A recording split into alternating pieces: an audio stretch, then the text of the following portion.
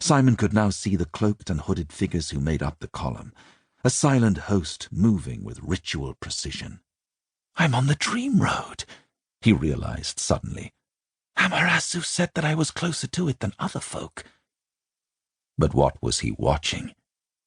The line of torchbearers reached a level place and spread out in a sparkling fan, so that their lights were carried far out on either side of the hilltop. It was Seswadra they had climbed, but a Seswadra that even by torchlight was plainly different than the place Simon knew. The ruins that had surrounded him were ruins no longer. Every pillar and wall stood unbroken. Was this the past? The stone of farewell as it once had been? Or was it some strange future version that would some day be rebuilt, perhaps when the Storm King had subjugated all Osten Ard? The great company surged forward onto a flat place Simon recognized as the fire garden. There the cloaked figures set their torches down into niches between the tiles, or placed them atop stone pedestals, so that a garden of fire indeed bloomed there, a field of flickering, rippling light. Fanned by the wind, the flames danced. Sparks seemed to outnumber the very stars. Now Simon found himself suddenly pulled forward with the surging crowd and down toward the leave-taking house. He plummeted through the glittering night, passing swiftly through the stone walls and into the bright-lit hall as though he were without substance. There was no sound, but a continuous rushing in his ears. Seen closely, the images before him seemed to shift and blur along their edges, as though the world had been twisted ever so slightly out of its natural shape.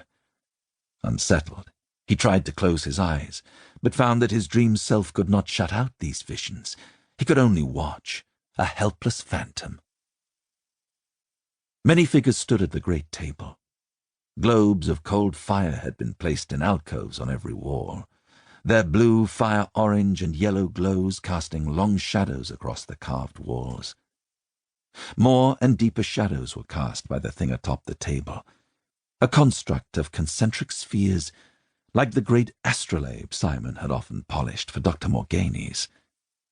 But instead of brass and oak, this was made entirely from lines of smouldering light, as though someone had painted the fanciful shapes upon the air in liquid fire. The moving figures that surrounded it were hazy, but still Simon knew beyond doubt that they were Scythi. No one could ever mistake those bird-like postures, that silken grace.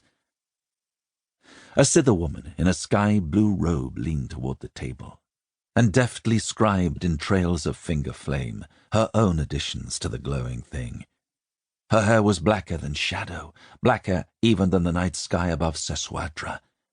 A great cloud of darkness about her head and shoulders. For a moment Simon thought she might be a younger Amorasu, but though there was much in this one that was like his memories of first grandmother, there was also much that was not. Beside her stood a white-bearded man in a billowing crimson robe. Shapes that might have been pale antlers sprouted from his brow, bringing Simon a pang of unease. He had seen something like that in other, more unpleasant dreams. The bearded man leaned forward and spoke to her. She turned and added a new swirl of fire to the design. Although Simon could not see the dark woman's face clearly, the one who stood across from her was all too plain. That face was hidden behind a mask of silver, the rest of her form beneath ice-white robes.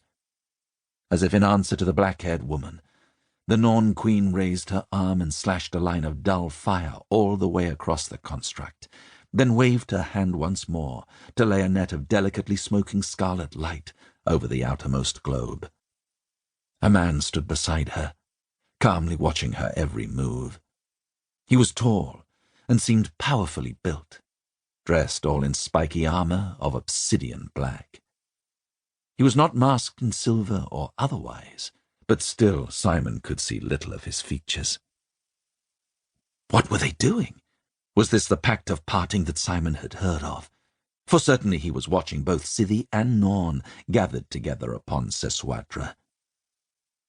The blurred figures began to talk more animatedly, Looping and crisscrossing lines of flame were thrown into the air around the spheres, where they hung in nothingness, bright as the after-image of a hurtling fire arrow. Their speech seemed to turn to harsh words, many of the shadowy observers gesticulating with more anger than Simon had seen in the immortals he knew, stepped forward to the table and surrounded the principal foursome. But still he could hear nothing but a dull roaring like wind or rushing water. The flame globes at the center of the dispute flared up, undulating like a wind-licked bonfire. Simon wished he could move forward somehow to get a better view. Was this the past he was watching? Had it seeped up from the haunted stone? Or was it only a dream, an imagining brought on by his long night, and the songs he had heard in Zhao e Tanukai? Somehow he felt sure that it was no illusion. It seemed so real. He felt almost as though he could reach out. He could reach out and touch. The sound in his ears began to fade.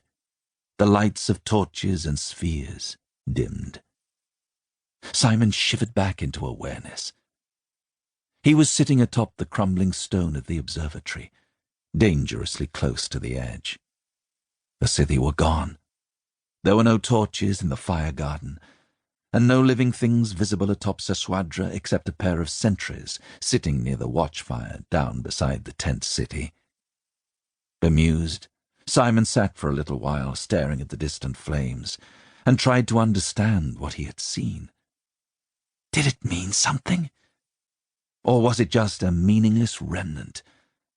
A name scratched upon a wall by a traveller which remained long after that person was gone.